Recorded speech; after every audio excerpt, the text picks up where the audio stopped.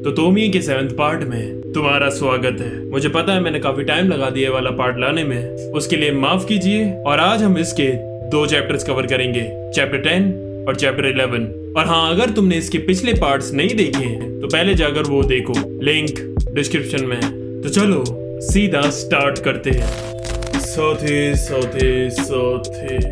Chapter 10 murder. तो कहानी start होती है एक गली से, जहाँ एक बंदा चाकू लेकर तोमी के पीछे खड़ा होता है और फिर एकदम से उस पर अटैक करता है और उसके चाकू मारने लगता है। वो उसे पूरा खत्म करता है उससे पहले ही वहाँ एक बंदा आ जाता है जिसका नाम होता है तेत्सुओ, और वो हत्यारा उसे देखकर वहाँ से भाग जाता है। घायल हुई तोमिये के लिए वो बंदा एम्बुलेंस बुलाने के लिए जा रहा होता है, लेकिन तोमिये उसे मना कर देती है और कहती है मुझे तुम अपने घर ले चलो। तेत्सुओ फिर उसे अपने घर ले आता है, लेकिन अभी भी उसका खून बह रहा था। वो कहता है मुझे डॉक्टर को बुलाना होगा, लेकिन तोमिये उसे मना कर देती है और कहती है तुम किसी को मत बताना कि मुझे किसी ने मारने की कोशिश की थी। और हाँ, एक और बात, मेरे मरने के बाद मुझे दफन कर देना, लेकिन जलाना मत। और उसके मरने के बाद तेत्सुओ उसे कहीं दूर जंगल में दफना देता है और वहां से जाने लगता है कि तभी उसे तोमिये की आवाज सुनाई देती है और वो चौंक जाता है क्योंकि वो आवाज जमीन से आ रही थी।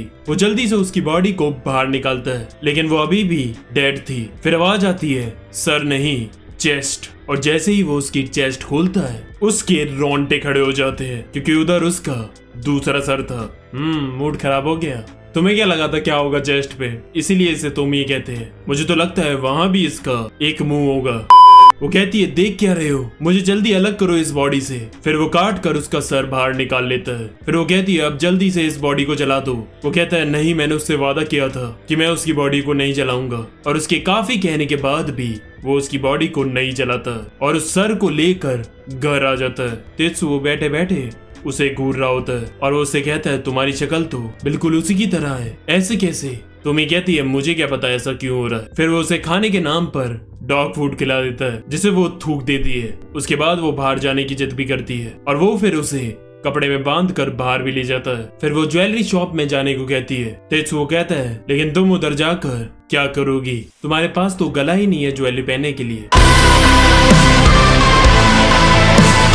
वो कहती है कोई फर्क नहीं पड़ता।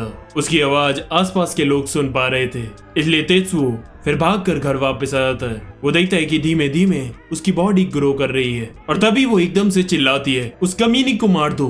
वो कहती है तेत्सुओ मैंने तुमसे कहा था ना कि उसे तभी जला दो, लेकिन तुम माने नहीं। अब वो दोबारा जिंदा हो चुकी है। ये सुनकर तेत्सुओ उसकी बॉडी को चेक करने के लिए जाता है और वो ये देखकर हैरान हो जाता है कि सच में उसकी बॉडी वहां से गायब थी। फिर वो वापस घर आ जाता है। उसी दिन रात में कोई बंदा उसकी खिड़की तोड़कर उसके घर में घुसता है। तेत्सुओ कहता है कौन हो तुम? वो कहता है मैं सिर्फ उस लड़की को मारने के लिए आया हूँ, जल्दी बताओ वो कहाँ है। और फिर वो हर जगह उसे ढूंढने लगता है। तभी तोमिये की आवाज आती है तेत्सुओ इस मोटे को पकड़ो। और आवाज सुनने के बाद तेत्सुओ को पता नहीं क्या होता है, वो उस पर झपट्टा मार देता है और उसका चाकू भी गिरा देता है। वो बंदा कहता है कि मुझे जंगल में एक बहुत खूबसूरत लड़की मिली थी जिसका नाम तोमी है, उसे एक बार देखकर ही मुझे उससे प्यार हो गया। उसने मुझे बताया कि इधर एक लड़की है जिसने उसे बहुत टॉर्चर किया है और उसी ने मुझे उसे मारने के लिए भेजा है। मैं उसके लिए कुछ भी कर सकता हूँ, जल्दी बताओ वो लड़की कहाँ है। तभी डस्टबिन से तोमिये का सर बाहर निकलता है। ये देखकर वो मोटा चौंक जाता है और कहता है अरे तोमिये, तुम यहाँ क्या कर रही हो? तोमिये चिल्लाकर कहती है तुम यहाँ क्यों आए हो? वो कहता है अरे तुमी ने तो मुझे यहाँ पर उसे मारने के लिए भेजा था। वो कहती है पागल हो गए हो क्या तुम? मैंने ऐसा कब कहा? तेत्सुओ इसे खत्म करो। तेत्सुओ कहता है मैं ऐसा नहीं कर सकता। वो कहती है चुप करो और जल्दी वो चाकू उठाकर इसका काम तमाम करो। तेत्सुओ की बॉडी उसके कंट्रोल में थी और फिर ना चाहते हुए भी वो उसे मार देता है और फिर वो उसे दूसरा काम देती है, जाओ बाहर जाकर मेरी डुप्लीकेट को खत्म करो जो दोबारा जिंदा हो गई है। और अब तेत्सुओ हर जगह उस दूसरी तोमिये को ढूंढ रहा होता है और काफी ढूंढने के बाद वो उसे एक पार्क में खड़ी दिखती है और फिर वो उससे बात करता है।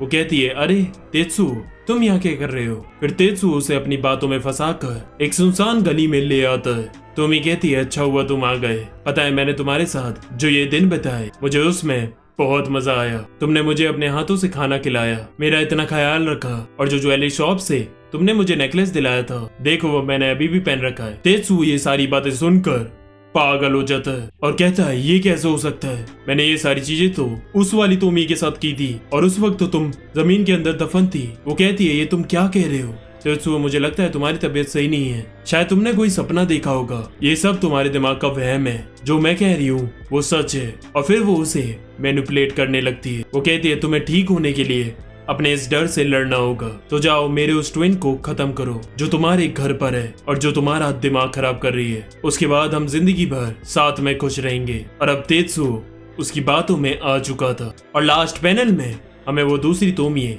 दिखाई जाती है और यही ये चैप्टर खत्म हो जाता है।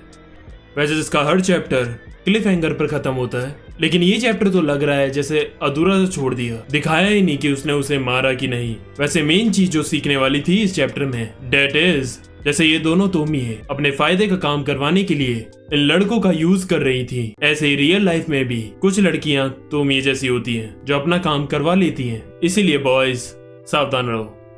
अगर वीडियो अच्छी लग रही हो तो लाइक करना मत भूलना और शेयर करना भी। डिस्क्रिप्शन में मेरे सोशल मीडिया के लिंक है, एक बार जाकर चेकआउट जरूर करना, उधर मैं अपडेट्स देता रहता हूँ अपनी नई वीडियोस के ऊपर। Chapter 11 here.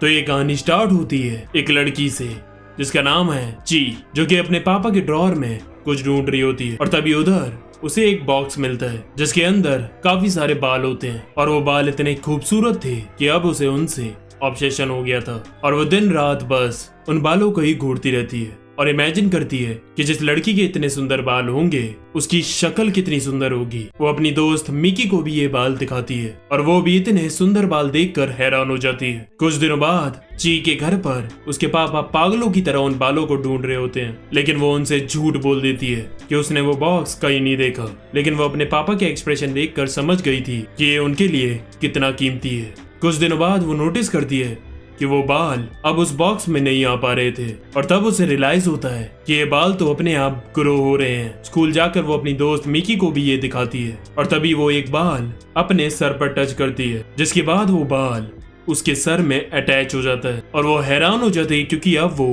बाहर नहीं निकल रहा था। ची को लग रहा था कि वो उसके साथ मजाक कर रही है, इसलिए मिकी फिर उसके सर पर भी एक बाल अटैच कर देती है और वो भी ये देखकर हैरान हो जाती है कि ये कैसे हो रहा है। तभी मिकी उससे कहती है कि ची क्या ये बॉक्स मैं अपने पास रख सकती हूँ समर ब्रेक तक। वो कहती है हाँ, वैसे भी अगर पापा को ये मेरे कमरे में मिल गया तो मेरे लिए मुसीबत हो जाएगी। उसके बाद ची अपने कमरे में लेटी हुई थी और जैसे ही उसकी आंखें बंद होती हैं तो उसे उस लड़की की शक्ल दिखती है जिसके वो बाल थे और वो तोमी ही थी। वो एकदम से खड़ी होती है और कहती है वाह, वो लड़की कितनी ज्यादा सुंदर थी। तभी उसे अपनी दोस्त मिकी का फोन आता है जो उसे अपने घर बुलाती है। मिकी भी बताती है कि उसने भी तोमिये को देखा था।